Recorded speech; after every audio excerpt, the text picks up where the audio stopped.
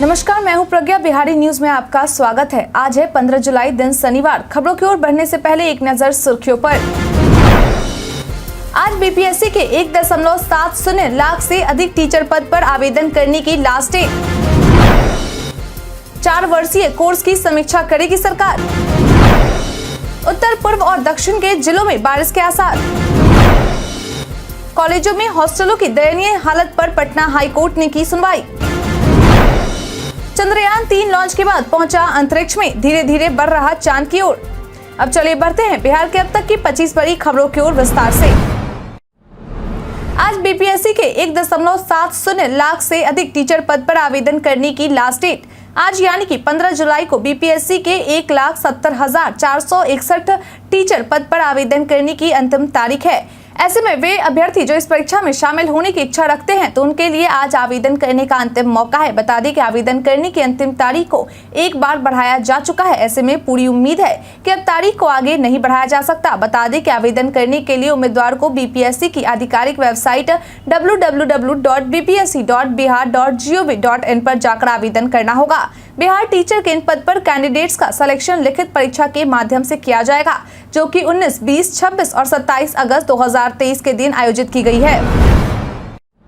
बिहारी पहचान में आज हम बात करेंगे सुचित्रा भट्टाचार्य के बारे में। सुचित्रा भट्टाचार्य एक भारतीय उपन्यासकार थी जिन्होंने हेमंतर पाखी, कछेर मानुस, अलिख सुख, इच्छे और कचेर देवल जैसी कृतियों के लिए जाना जाता है। एक लेखिका के रूप में अपने करियर के दौरान उन्होंने 20 से अधिक उपन्यासों और कई लघु कहानियों की रचना की। उनके उपन्यास दहन को 1997 की फिल्म दहन में रूपांतरित किया गया था और उनके उपन्यास इच्छरगाछ, अलिख सुख और रामधनु रंग को शिव प्रसाद मुखर्जी द्वारा फिल्मों में रूपांतरित किया गया था और उनके उपन्यास उन्नियो बवासेंटो को आदित्य रॉय द्वारा एक टेलीविजन फिल्म में रूपांतरित किया गया था। सुचित्रा भट्टाचार्य को कई पुरस्कार मिले, जिनमें भुवन मोहिनी पदक, नंजना गुड्डू थिरुमलम्बा राष्ट्रीय पुरस्कार, कथा पुरस्कार, तारा शंकर पुरस्कार, कल्याणी से पुरस्कार, शरद पुरस्कार, साथ ही भारत निर्माण पुरस्कार, साहित्य सेतु पुरस्कार और 2004 में शैलजानंद स्मृति पुरस्कार और 2015 में दिनेश चंद्र स्मृति पुरस्कार और मती नंदी पुरस्कार शामिल है। प्याज के क्षेत्र के विस्तार हेतु मिलेगा 50% अनुदान। अगर आप भी उन किसानों में आते हैं जो अपनी प्याज की खेती का विस्तार करना चाहते हैं तो आपके लिए अच्छी खबर है। बता दें कि बिहार सरकार के कृषि विभाग उद्यान निदेशालय के द्वारा प्याज की खेती का विस्तार करने वालों के लिए एक योजना लाई गई है, जिसका नाम विशेष उद्यानिक फसल योजना है, जिसके अंतर्गत कृषकों को प्याज के क्षेत्र में विस्तार हेतु निर्धारित लागत मूल्य का 50% अनुदान दिया जाएगा। लेकिन इस अनुदान को पाने के लिए किसानों को प्याज की खेती पर इकाई लागत 98,000 प्रति हेक्टेयर करनी होगी, जिसके बाद किसानों को सरकार की ओर से 50% का अनुदान दिया जाएगा। बता दें कि इस योजना के तहत जिन जिलों के किसानों को अनुदान दिया जाएगा उनमें बिहार की राजधानी पटना समेत बक्सर, भोजपुर, नालंदा और शेखपुरा है। इससे जुड़ी अधिक जानकारी के लिए किसान अपने प्रखंड के प्रखंड उद्यान पदाधिकारी अथवा अपने जिला के सहायक निदेशक उद्यान से संपर्क कर सकते हैं। बिहार के इन जिलों में साइबर अपराधियों को दबोचने का आदेश। बिहार में बढ़ते साइबर अपराध को देखते हुए उन पर नकेल कसने के लिए आर्थिक अपराध इकाई यानी कि ईओयू के एडीजी नैयर हसनैन खान और एसपी सुशील कुमार के द्वारा बिहार की 3 जिलों में साइबर थानों के प्रभारी डीएसपी के साथ बैठक कर समीक्षा की गई, जिनमें नालंदा, नवादा और शेखपुरा जिला शामिल है। बता दें कि इस बैठक में साइबर थानों के प्रभारी डीएसपी को निर्देश दिया गया कि अपने अपने जिलों में सक्रिय साइबर अपराधियों और छोटे बड़े साइबर गैंग की पहचान कर उन्हें चिन्हित करे और फिर इनकी लिस्ट बनाकर व्यापक स्तर पर इन्हें पकड़ने का काम करे। बता दें कि तीनों जिले साइबर अपराध के हॉटस्पॉट पर चिन्हित किए गए हैं और इन तीनों जिलों के अपराधी के तार दूसरे राज्यों से भी जुड़े हुए हैं। 4 वर्षीय कोर्स की समीक्षा करेगी सरकार। बिहार के यूनिवर्सिटी और कॉलेजों में 4 वर्षीय स्नातक पाठ्यक्रम में नामांकन को लेकर शिक्षा विभाग के अपर मुख्य सचिव के द्वारा राज्यपाल कार्यालय को राज्यपाल द्वारा जारी ऑर्डिनेंस को लेकर 4 वर्षीय कोर्स में नामांकन शुल्क को लेकर पुनर्विचार करने के अनुरोध में अर्ध सरकारी पत्र भेजा गया है। वहीं इस पर बिहार सरकार के शिक्षा मंत्री प्रोफेसर चंद्रशेखर के द्वारा कहा गया कि सरकार इसकी समीक्षा करके नियम के अनुकूल कार्रवाई करेगी। आपकी जानकारी के लिए बता दें कि पटना यूनिवर्सिटी में बीते दिन से 4 वर्षीय स्नातक कोर्स की शुरुआत हो चुकी है। हालांकि बीते दिन कॉलेज में इंडक्शन मीट करवाया गया, जिसमें छात्र छात्राओं को विभाग के बारे में जानकारी दी गई। मालूम हो कि 4 वर्ष के स्नातक कोर्स में छात्र बीच में भी कोर्स को छोड़ सकते हैं और इसके लिए उनके कोर्स के वर्ष के अनुसार उन्हें डिग्री भी दी जाएगी, जो कि 1 वर्ष के लिए सर्टिफिकेट, 2 वर्ष के लिए डिप्लोमा, 3 वर्ष के लिए डिग्री और 4 वर्ष के लिए रिसर्च के साथ डिग्री दी जाएगी। चंद्रयान-3 लॉन्च के बाद पहुंचा अंतरिक्ष में, धीरे धीरे बढ़ रहा चांद की ओर।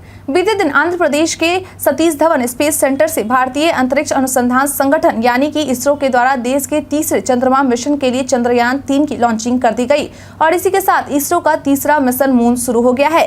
बता दें कि अब अगले 42 दिनों में 3 लाख किलोमीटर से अधिक दूरी करते हुए यह चंद्रयान-3 चंद्रमा तक पहुंच जाएगी। ऐसे में अंतरिक्ष यान द्वारा ले जाए गए लैंडर के 23 या 24 अगस्त को चंद्रमा पर सॉफ्ट लैंडिंग करने की उम्मीद है। बता दें कि अगर यह मिशन सफल हो जाती है तो भारत ऐसी उपलब्धि हासिल करने वाला चौथा देश बन जाएगा। मालूम हो कि इससे पहले जिन 3 देशों ने सफल लॉन्चिंग की थी उसमें संयुक्त राज्य अमेरिका, चीन और पूर्व सोवियत संघ है। वहीं चंद्रयान-3 लॉन्च होने पर मुख्यमंत्री नीतीश कुमार के द्वारा बधाई दी गई और कहा गया कि चंद्रयान-3 का सफल प्रक्षेपण कर इसरो ने अंतरिक्ष में एक नया इतिहास रचा है। यह पूरे देश के लिए गर्व की बात है। यह इसरो के वैज्ञानिक की कड़ी मेहनत का नतीजा है जिसके लिए वे बधाई के पात्र हैं। वहीं नरेंद्र मोदी के द्वारा ट्वीट करते हुए कहा गया कि चंद्रयान-3 ने भारत की अंतरिक्ष यात्रा में एक नया अध्याय लिखा। यह हर भारतीय के सपनों और महत्वाकांक्षाओं को ऊपर उठाते हुए ऊंची उड़ान भरता है। यह महत्वपूर्ण उपलब्धि हमारे वैज्ञानिकों के अथक समर्पण का प्रमाण है। मैं उनकी भावना और प्रतिभा को सलाम करता हूं। 5 दिन के मॉनसून सत्र में सिर्फ 3 घंटे 18 मिनट चली सदन की कार्यवाही। बीते दिन बिहार विधानसभा के 5 दिवसीय मॉनसून सत्र की समाप्ति हो चुकी है। बता दें कि सत्र की शुरुआत 10 जुलाई से हुई थी जो कि 14 जुलाई यानी कि बीते दिन तक चली। लेकिन इन 5 दिनों के मॉनसून सत्र में सदन की कार्यवाही केवल 3 घंटे 18 मिनट चली जिसमें कुल 353 प्रश्नों की सूचनाएं प्राप्त हुई जिनमें से 325 प्रश्नों को स्वीकृत, कुल 33 प्रश्न उत्तरित हुए। बता दें कि इस सत्र को लेकर प्रोफेसर देवेश चंद्र ठाकुर के द्वारा कहा गया कि हमारे जितने भी प्रश्न थे वह सारे के सारे निपट गए हैं। किसी दिन कम या फिर किसी दिन ज्यादा होते रहता है। उन्होंने कहा कि कभी कोई ऐसे भी प्रश्न होते हैं जिन पर लंबी चर्चा हो जाती है, उस दिन दूसरे प्रश्न बाधित हो जाते हैं। बिहार के पर्यटन में आज हम बात करेंगे पुराना सचिवालय के बारे में। पुराना सचिवालय बिहार की राजधानी पटना में स्थित है जो बिहार राज्य सरकार का प्रशासनिक मुख्यालय है। यह भवन अंग्रेजों द्वारा इंडो सरसैनिक शैली में वर्ष 1917 में बनकर तैयार हुआ था। यह शहर के सबसे बड़े सरकारी भवनों में से एक है। यहाँ खूबसूरत और हरे भरे बगीचे के बीच एक विशाल घंटाघर है जिसकी ऊंचाई लगभग 184 फीट है। पुराना सचिवालय परिसर में कई उल्लेखनीय चीजें हैं जैसे बिहार के पहले मुख्यमंत्री बिहार केसरी श्री कृष्ण सिन्हा की कांस्य प्रतिमा यहाँ का मुख्य आकर्षण है। यहाँ और भी कई उल्लेखनीय इमारतें हैं जहाँ अलग अलग सरकारी विभाग के अधिकारियों के कार्यालय है। पुराना सचिवालय को ब्रिटिश काल में सिडनी के प्रसिद्ध वास्तुकार जोसेफ मुनिगस द्वारा डिजाइन किया गया था और कलकत्ता के मार्टिन बर्न द्वारा बनाया गया था। बिहार की बेटी सोनाली मिश्रा बनी वर्ल्ड डांस फिनाले के विनर। बिहार के भागलपुर के निवासी शास्त्रीय संगीत गुरु पंडित शंकर मिश्र नाहर एवं शर्मिला नाहर की पुत्री श्रद्धा नाहर उर्फ सोनाली मिश्रा ने स्टार क्वेस्ट डांस कंपटीशन के वर्ल्ड फिनाले 2023 में 46 देशों के 350 प्रतिभागियों को पछाड़कर विनर बनी है। बता दें कि यह कंपटीशन अमेरिका के वर्जीनिया में आयोजित किया गया था। बता दें कि सोनाली मिश्रा ने इस कंपटीशन में कथक नृत्य और सेमी क्लासिकल भाव नृत्य प्रस्तुत कर वहां मौजूद 12 जजों का दिल जीत लिया। वहीं सोनाली मिश्रा के द्वारा इस उपलब्धि को हासिल करने पर उनके माता पिता के द्वारा कहा गया कि विश्व स्तर पर आयोजित नृत्य प्रतियोगिता में प्रथम स्थान प्राप्त कर सोनाली मिश्रा ने न केवल भागलपुर बल्कि बिहार और भारत देश का भी नाम रोशन किया है। आज से बीपीएससी 69वीं कंबाइंड इंटीग्रेटेड पीटी परीक्षा के लिए आवेदन शुरू। आज यानी कि 15 अगस्त से बीपीएससी 69वीं कंबाइंड इंटीग्रेटेड पीटी परीक्षा के लिए आवेदन की शुरुआत होगी जो कि 5 अगस्त तक जारी रहने वाला है। बता दें कि इस परीक्षा के रिक्त में 33 पदों का इजाफा हुआ है जिसके बाद अब रिक्तियों की संख्या 346 से 379 हो गई है। मालूम हो कि नई रिक्तियों के अंतर्गत पुलिस उपाधीक्षक, काराधीक्षक, सहायक निबंधक, सहयोग समितियों और पुलिस उपाधीक्षक परिचालन के पदों को एकीकृत परीक्षा में शामिल किया गया है जबकि अधीक्षक मद्य निषेध उत्पाद एवं निबंधन सेवा के रिक्तियों की संख्या में वृद्धि की गई है। बता दें कि जारी किए गए इस एग्जाम कैलेंडर के अनुसार यह परीक्षा 30 सितंबर को आयोजित की जा सकती है। वहीं पीटी का रिजल्ट 15 नवंबर को जारी किया जा सकता है और फिर मुख्य परीक्षा 9 से 16 दिसंबर तक हो सकती है।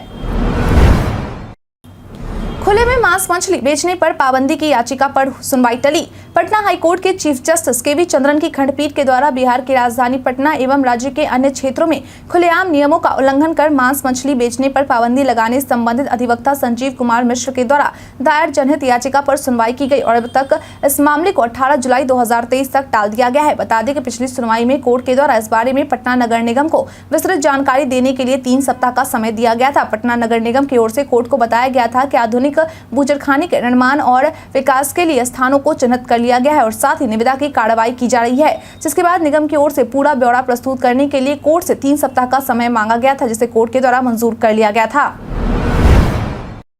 बीएसईबी 10वीं के दूसरी डमी रजिस्ट्रेशन कार्ड में सुधार की तिथि बढ़ी। बिहार विद्यालय परीक्षा समिति के द्वारा मैट्रिक वार्षिक परीक्षा 2024 के लिए रजिस्ट्रेशन कराए हुए विद्यार्थियों का द्वितीय डमी रजिस्ट्रेशन कार्ड में सुधार करने की अंतिम तिथि को बढ़ा दिया गया है, जो कि अब अंतिम अवसर के तहत वेबसाइट https://secondary.biharboardonline.com पर दिनांक 19 जुलाई 2023 तक उपलब्ध रहेगा। अतः सभी विद्यार्थी अपने विद्यालय से द्वितीय डमी रजिस्ट्रेशन कार्ड प्राप्त करते हुए उसमें अंकित अपनी विवरणी का मिलान कर लेंगे तथा आवश्यकता अपने विद्यालय के माध्यम से निर्धारित तिथि 19 जुलाई 2023 तक संशोधन करेंगे। समिति द्वारा जारी किए गए द्वितीय डमी रजिस्ट्रेशन कार्ड में विद्यार्थियों के नाम या उनके माता पिता के नाम के स्पेलिंग में त्रुटि हो या फोटो, जन्मतिथि, जाति, धर्म, राष्ट्रीयता, लिंग, विषय आदि से संबंधित त्रुटि हो तो उसका सुधार संबंधित विद्यालय के प्रधान द्वारा किया जाएगा। द्वितीय डमी रजिस्ट्रेशन कार्ड को डाउनलोड करने के लिए क्रम में किसी प्रकार की असुविधा होने पर समिति के हेल्पलाइन नंबर 0612223074 पर सूचित किया जा सकता है। विजय सिन्हा का हुआ अंतिम संस्कार, कई नेताओं ने दी श्रद्धांजलि। 13 जुलाई को बीजेपी के द्वारा किए गए धरना प्रदर्शन के दौरान मृत हुए जहानाबाद जिले के भाजपा महासचिव विजय सिंह का बीते दिन फतुहा के गंगा घाट पर अंतिम संस्कार किया गया, जिसमें बीजेपी के कई वरिष्ठ नेता शामिल हुए, जिनमें बीजेपी प्रदेश अध्यक्ष सम्राट चौधरी, नेता प्रतिपक्ष विजय कुमार सिन्हा और बिहार भाजपा प्रभारी विनोद तावड़े के नाम शामिल है। इसके साथ ही इस दौरान पूर्व मुख्यमंत्री जीतन राम मांझी भी मौजूद रहे। बता दें कि अंतिम संस्कार के दौरान इन सभी नेताओं के हाथ में विरोध जताने के लिए एक तख्ती थी, जिस पर नीतीश तेजस्वी की हत्यारी सरकार मुर्दाबाद लिखा हुआ था। इन सब के अलावा इन सभी नेताओं के द्वारा इस मामले में सबूतों को मिटाने की साजिश रचने का आरोप लगाते हुए बिहार सरकार से इस्तीफा देने की मांग भी की गई। कॉलेजों में हॉस्टलों की दयनीय हालत पर पटना हाईकोर्ट ने की सुनवाई। पटना हाईकोर्ट के चीफ जस्टिस के.वी. कृष्णन की खंडपीठ के द्वारा राज्य के विभिन्न विश्वविद्यालयों व उनके अंतर्गत कॉलेजों में छात्रों के हॉस्टलों की दयनीय हालत को लेकर विकास चंद्र उर्फ गुड्डू बाबा की जनहित याचिका पर सुनवाई की गई। इस दौरान कोर्ट के द्वारा राज्य सरकार को निर्देश देते हुए कहा गया कि इन हॉस्टलों की स्थिति में सुधार लाने के लिए ठोस कदम उठाया जाए। इसके साथ ही कोर्ट ने इस मामले को निष्पादित कर दिया। बता दें कि इस मुद्दे को लेकर बिहार सरकार के द्वारा कोर्ट को बताया गया कि इस मसले पर विश्वविद्यालय के कुलपतियों से विचार विमर्श किया गया है और उनके द्वारा हॉस्टलों की स्थिति के संबंध में रिपोर्ट भी दिया गया है। कोर्ट को बताया गया कि इस मामले पर राज्य सरकार की ओर से कार्रवाई की योजना बनाई जा रही है। उत्तर पूर्व और दक्षिण के जिलों में बारिश के आसार। बिहार में मौसम का मिजाज लगातार बदल रहा है। बदलते हालात के बीच में प्रदेश में बारिश को लेकर अलर्ट जारी किया जा रहा। प्रदेश के कई इलाकों में बारिश हो रही तो कई इलाकों में बारिश नहीं हो रही है। बता दें कि प्रदेश के उत्तर के जिलों में बारिश के हो रहे हैं तो इन इलाकों में बारिश की संभावना भी जताई जा रही है, जबकि दक्षिण बिहार के जिलों में न तो बारिश के आसार हैं और न ही संभावनाओं पर बात कही जा रही है। विभाग की माने तो प्रदेश के उत्तर पूर्व और दक्षिणी भागों के अधिकांश जिलों के 1 या 2 स्थानों में वज्रपात के साथ मेघ गर्जन होने की संभावना है। विभाग की माने तो जुलाई में अगर कम बारिश होती है तो इसका असर धान की खेती पर देखने को मिलने वाला है। वीटीआर में मिला पार्वती नाम का यह पीला दुर्लभ कछुआ। घर में साफ सफाई के दौरान वाल्मीकि नगर स्थित जल संसाधन विभाग के ऊपरी शिविर 3 नंबर पहाड़ निवासी अरुण कुमार को एक पहाड़ी कछुआ मिला। इस बात की जानकारी जब वन विभाग को मिली तो उन्होंने इसे अपने कब्जे में ले लिया। इसके बाद एक मेडिकल जांच कर कछुआ को वीटीआर कक्ष संख्या 1 के जंगलों में सुरक्षित रूप से छोड़ दिया गया। इस कछुए को लेकर नेचर एनवायरमेंट वाइल्ड सोसाइटी के प्रोजेक्ट मैनेजर अभिषेक कुमार द्वारा बताया गया कि पहाड़ों पर वास करने पर इसे पार्वती नाम दिया गया, जो पूर्ण रूपन जमीन पर ही रहता है। यह पानी के बजाय जमीन पर ही रहता क्योंकि इसे पानी से बैर है। पानी में वास करने पर इसकी मौत की संभावना रहती है। अक्सर ये पहाड़ों की ढलानों पर पाए जाते हैं। बता दें कि इस कछुए का रंग पीला है। बिहार के आलोक को मिला 1.75 करोड़ की फेलोशिप। बिहार के अरवल जिले के बिथरा गांव के रहने वाले आलोक कुमार को अमेरिका की एक यूनिवर्सिटी ऑफ ह्यूस्टन में पीएचडी की पढ़ाई करने के लिए 1.75 करोड़ रुपए की फेलोशिप मिली है, जिसके आधार पर उन्हें प्रतिमाह 2.50 लाख रुपए प्रतिमाह पीएचडी की पढ़ाई के दौरान मिलेंगे और साथ ही प्रेसिडेंशियल फेलोशिप और फ्री ट्यूशन का लाभ भी मिलेगा। बता दें कि इसमें खास बात यह है कि आलोक को सीधे बीटेक के बाद पीएचडी करने का मौका मिला है। मालूम हो कि आलोक कुमार ने अपना B Tech Rajiv Gandhi institute of petroleum technology से केमिकल इंजीनियरिंग में किया है और इसी बीच उन्होंने अपना रिसर्च प्रोफाइल बनाया और साथ ही 2 जर्नल और 3 रिसर्च रिव्यू आर्टिकल भी लिखे। इस आधार पर उनके यूनिवर्सिटी ने उन्हें एनालाइज किया और अमेरिका के कुछ यूनिवर्सिटीज में उन्हें पीएचडी के लिए ऑफर आए, जिसमें से उन्होंने यूनिवर्सिटी ऑफ ह्यूस्टन को केमिकल इंजीनियरिंग से पीएचडी करने के लिए चुना।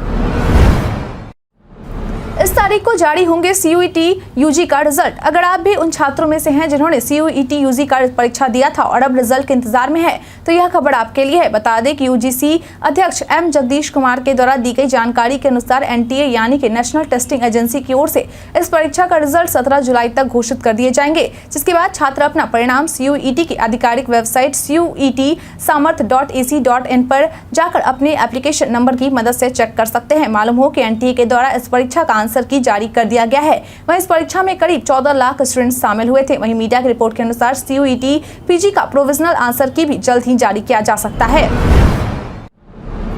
लाठीचार्ज और भाजपा नेता की मौत को लेकर राज्यपाल को सौंपा गया ज्ञापन। 13 जुलाई को बीजेपी के विधानसभा मार्च के दौरान बीजेपी नेताओं और कार्यकर्ताओं पर पटना पुलिस के द्वारा किए गए लाठीचार्ज और इस दौरान हुई एक बीजेपी नेता की मौत को लेकर बीते दिन NDA के नेताओं के द्वारा बिहार के राज्यपाल राजेंद्र विश्वनाथ अलेरकर को ज्ञापन सौंपा गया। बता दें कि इस दौरान राज्यपाल के साथ बिहार बीजेपी अध्यक्ष सम्राट चौधरी, नेता प्रतिपक्ष विजय सिन्हा, बिहार के पूर्व मुख्यमंत्री जीतन राम मांझी और राष्ट्रीय लोक जनशक्ति पार्टी से प्रिंस राज मौजूद थे। मालूम हो कि सौंपे गए ज्ञापन में NDA के नेताओं के द्वारा राज्यपाल को बताया गया कि हम आपका ध्यान दिनांक 13 जुलाई 2023 को भाजपा द्वारा बिहार विधानसभा मार्च के दौरान शांतिपूर्ण जुलूस पर बर्बरतापूर्ण कार्रवाई की ओर आकृष्ट करना चाहते हैं, जिसमें भाजपा के जहानाबाद के जिला महामंत्री विजय सिंह की मृत्यु भी हो गई और साथ ही कई कार्यकर्ताओं, सांसदों और विधायकों को गंभीर चोट भी आई है।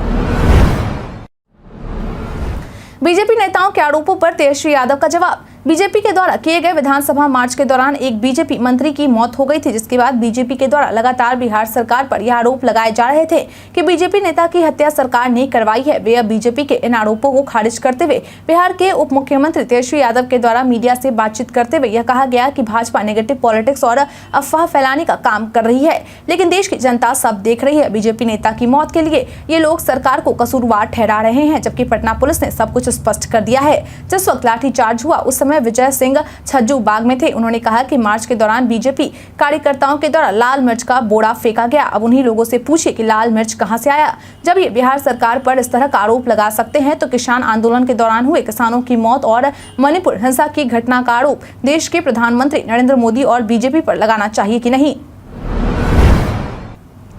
पटना लाठीचार्ज जांच के लिए बीजेपी ने 4 सदस्यीय टीम का किया गठन।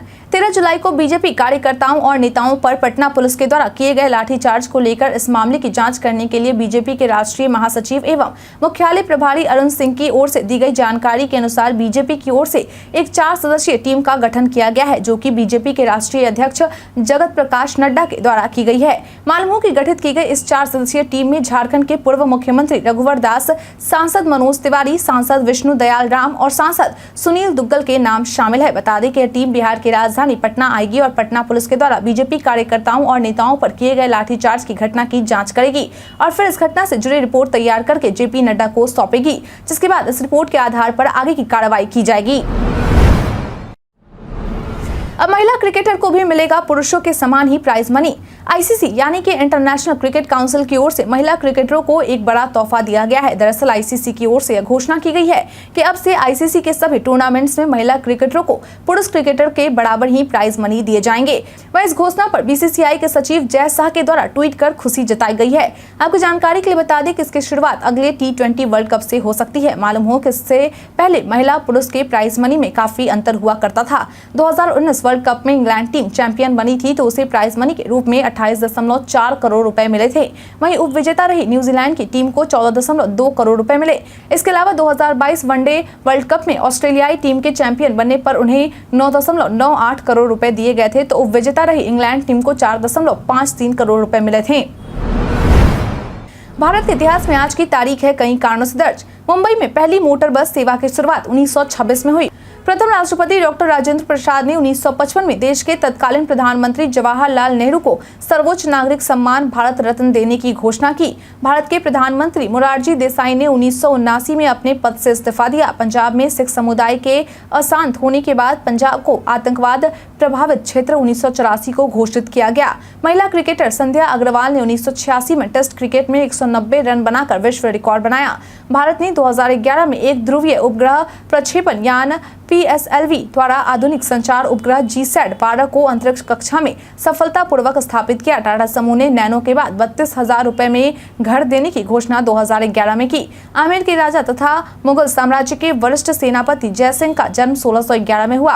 प्रसिद्ध भारतीय जो व्यवसाय से अत्यंत धनी और दानवीर जमशेद जी जीजाभाई का जन्म 1883 में हुआ था। भारत रत्न सम्मानित स्वतंत्रता सेनानी राजनेता के कामराज का जन्म 1903 में हुआ था। हिंदी के जाने माने पत्रकार प्रभास जोशी का जन्म 1937 में हुआ था। भारतीय सेना के उच्च अधिकारी जो भारत और पाकिस्तान के प्रथम युद्ध में शहीद मोहम्मद उस्मान का जन्म 15 जुलाई 1912 में हुआ था।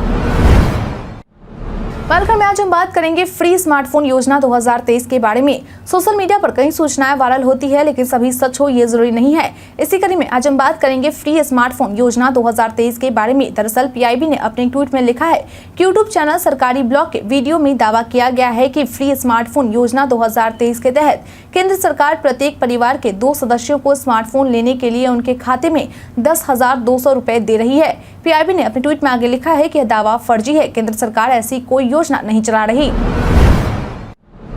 रिकॉर्ड ऊंचाई पर बंद हुआ बाजार। कारोबारी हफ्ते के अंतिम दिन यानी कि बीते दिन बाजार रिकॉर्ड ऊंचाई पर बंद हुआ। बता दें कि कारोबार के अंत में सेंसेक्स 502.01 अंक यानी 0.77% की बढ़त के साथ 66,060.90 के स्तर पर बंद हुआ। वहीं निफ्टी 150.75 अंक यानी कि 0.78% की बढ़त के साथ 19,564.50 के स्तर पर बंद हुआ। बता दें कि पहली बार निफ्टी 19,500 के पार बंद होने में कामयाब रहा। निफ्टी IT इंडेक्स में शानदार तेजी रही। 14 सितंबर 2020 के बाद बड़ी इंट्रा डे तेजी देखने को मिली। वहीं बीते दिन के कारोबार में मेटल, रियल्टी, FMCG शेयरों में खरीदारी रही, जबकि बैंकिंग, ऑटो, इंफ्रा इंडेक्स बढ़त पर बंद हुआ। बता दें कि बीते दिन जिन शेयरों में सबसे ज्यादा एक्शन दिखा उसमें Patanjali foods limited, angel one limited, gland pharma limited, JBM auto limited, NCC limited, deep industries limited और GMR power and urban infra limited शामिल हैं।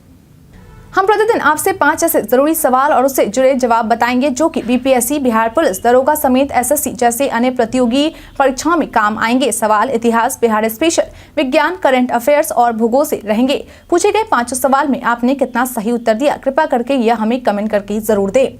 हमारा पहला सवाल है, SAFF चैंपियनशिप 2023 फाइनल का खिताब किस देश ने अपने नाम किया है? Option A Bharat, option B Germany, option C Brazil, option D Japan.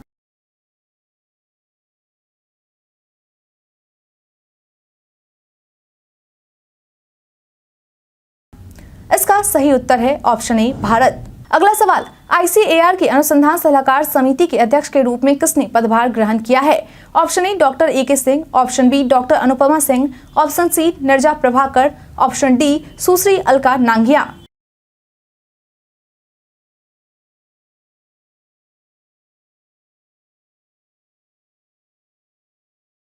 इसका सही उत्तर ऑप्शन सी निर्जा प्रभाकर है। अगला सवाल, द्विपक्षीय भारत जापान समुद्री अभ्यास GMEX के 7वें संस्करण का आयोजन भारतीय नौसेना द्वारा कहां किया गया? Option A Visakhapatnam, option B Kolkata, option C Kamarajar, option D Chennai.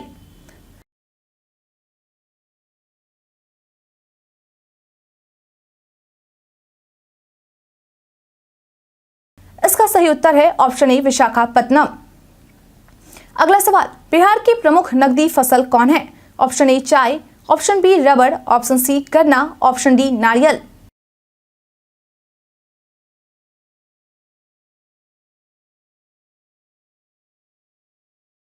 इसका सही उत्तर है ऑप्शन सी गन्ना।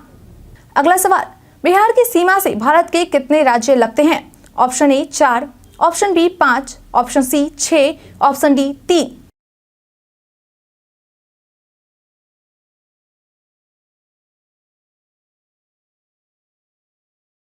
इसका सही उत्तर है ऑप्शन डी 3।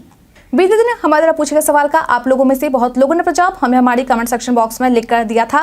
जिन्होंने हमारे द्वारा पूछे गए सवाल का जवाब दिया है उनके नाम है महेंद्र कुमार, रंजीत मिश्रा, रुपेश कुमार, राजीव कुमार, बाबूलाल मरांडी, रंजीत मिश्रा, अहमद, मोहम्मद अफजल मंसूरी, तबरेज आलम, नंदनी, मोहम्मद सकीर हुसैन, कुश कुमार यादव, लक्ष्मी मेहता, मोहम्मद सकीर हुसैन, हरदेव कुमार, सदुल्लाह पलवी। इसके साथ ही बढ़ते हैं आज के सवाल की ओर। आज का सवाल है, आपने अब तक बिहार के कौन कौन से जिले में भ्रमण किया है? अपना जवाब हमें हमारे कमेंट सेक्शन में लिखकर जरूर बताएं। आज के लिए इतना ही। बिहार के तमाम खबरों के साथ बने रहने के लिए देखते रहें बिहारी न्यूज। और साथ ही अगर आप यूट्यूब से देख रहे हैं चैनल को सब्सक्राइब करना, और अगर आप फेसबुक से देख रहे हैं तो पेज को फॉलो करना ना भूलें। धन्यवाद।